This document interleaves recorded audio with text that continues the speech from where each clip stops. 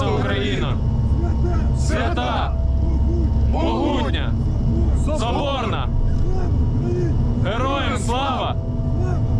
Смерть ворогам! Пошел. Пошел.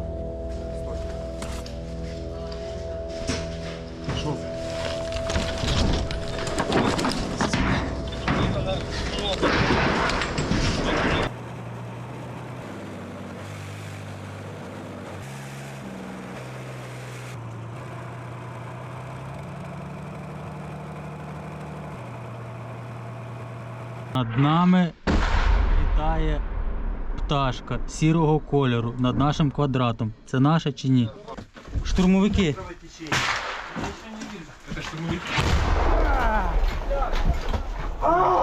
Блять, осколок!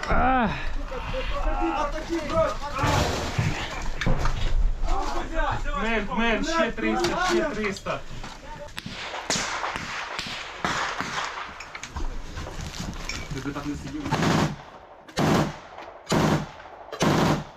Он там, блядь! Ты туда, блядь!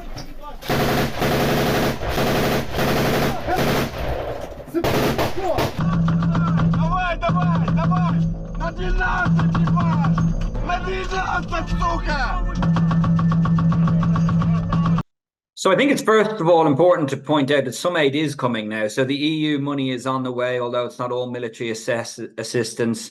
The UK has given £2.5 billion military aid in January. France and Germany have followed suit, depending on the numbers, but it's not a million miles off that.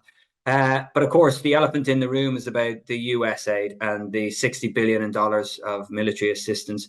And really, it's all about the US because that has the defense industrial base and the capacity to be able to move and the ability to move this stuff quickly. Okay, so Europe is trying, but it's going to deliver, say, 500,000 shells when it promised 1 million by March. So what is the effect? The effect is essentially, we've already seen since November, it's having an effect on the front line. The rate at which Ukraine can fire artillery is now dropping significantly against their Russian adversaries. For example, they overmatched them in certain areas of the front in July as they went into their offensive. Now they are maybe 5 to 7 to even 10 times reduced compared to the Russians. So the Russians can outgun them. And simply the way that this war is going at the moment, the Russians just bludgeon through. They will throw people at it. They will shell the hell out of everything. They're taking massive losses, but they don't care. Because they want to, the strategy is, they want to show that Ukraine can't win and get the West to fold. The Russians have won the winter. They've got the momentum. They're taking very heavy casualties, but they don't care.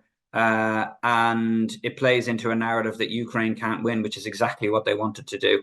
And especially on that element of the Republican Party. So it's quite a smart strategy. Just throw, this is a potential breaking point of the Western backing for Ukraine. So let's throw everything at it and see what happens.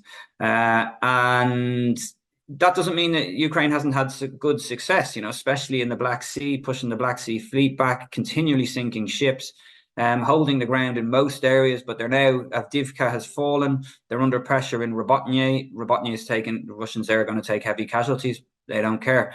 This is about mass and scale. Long wars, and this is going to be, I think, a long war, peak and trough.